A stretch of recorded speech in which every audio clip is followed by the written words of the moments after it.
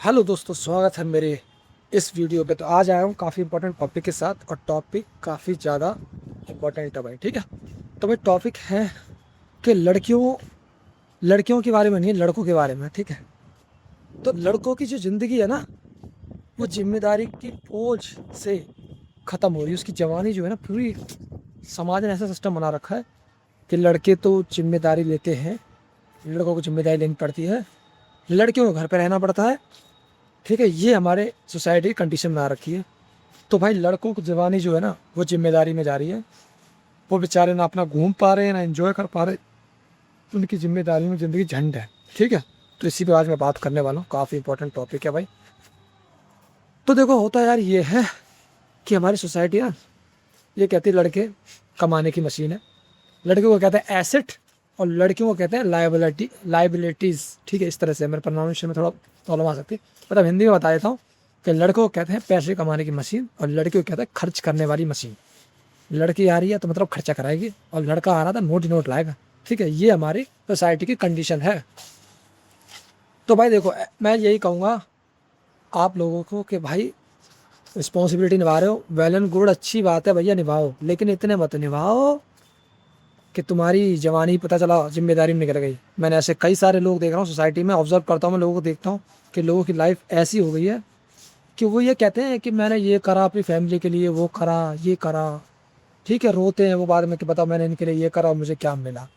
क्योंकि तुमने, पता है सबसे बड़ी गलती क्या करी, तुमने सब कुछ करना चाहिए था, लेकिन अपने बारे में भी सोचना चाहिए। तुमने अपने बारे में नहीं सोचा, बस सब कुछ अपने आप को बिल्कुल रख दे लास्ट में, और बाकी सबके ऊपर रख रखा है तुमने। बच्चों को, बीवी को, घर वालों को, सबको तुमने टॉप प्रायोरिटी रख रखा है, और अपने आप को रख दिया बिल्कुल लास्ट।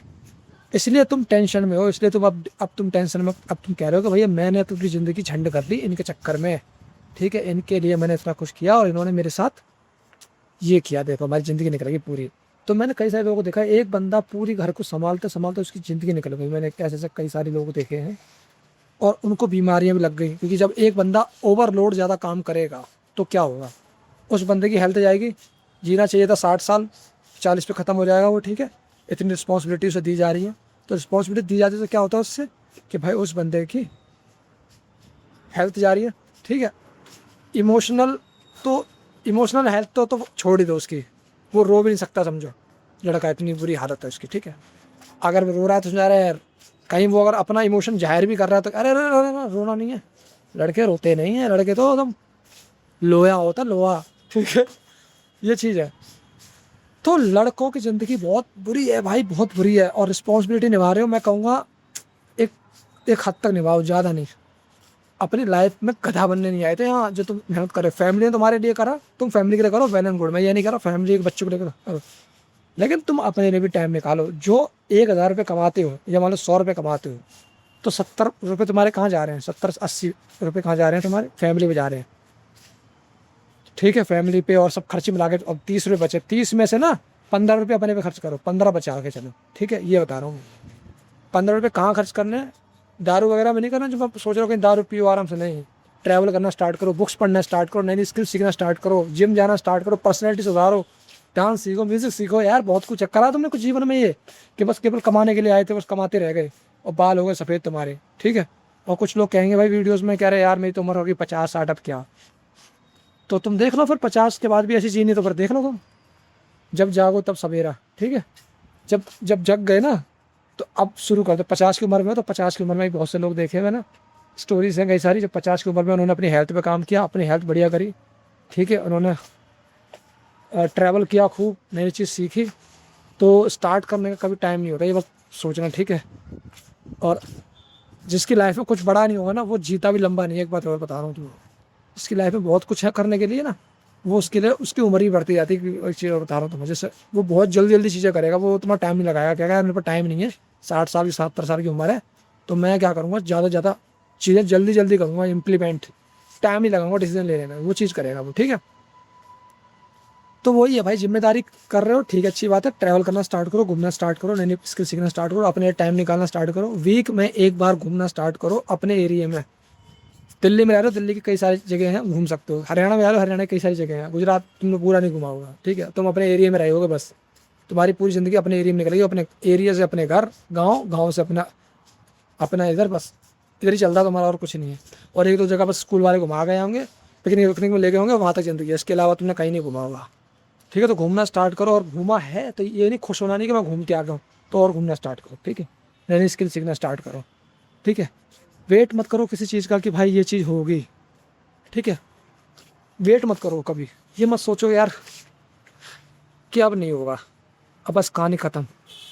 अभी कहानी शुरू हुई है, अभी तो कुछ नहीं करा तुमने। ठीक है, बहुत कुछ करना बाकी है अभी लाइफ में, अभी तो स्टार्टिंग हुई है बॉस, अभी बहुत कुछ करना बाकी है। ठीक है, 6:14 हो गए भाई इवनिंग के। पीछे साइड में तुम देखोगे ना, बादल देखो किस तरह से बने हुए, देखो वो सूरज किस तरह से दिख रहा है भाई, कितना ब्यूटीफुल सीन है भाई।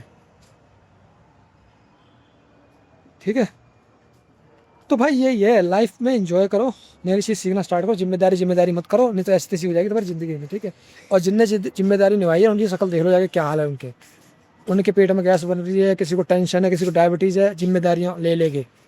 ठीक है, ज़्यादा जिम्मेदारी, ज़्यादा सपने पाल रखे हैं, मैं अपने बच्चे की शादी में ऐसा करूँगी, बाप कह रहा है मैं अपने बेटी की शादी में ये दूंगा, वो दूंगा, ये दूंगा, ये तो मैं अननेसेसरी खर्चे बढ़ा लिए, जिम्मेदारी बढ़ा रही, इसका कोई एंड थे ना।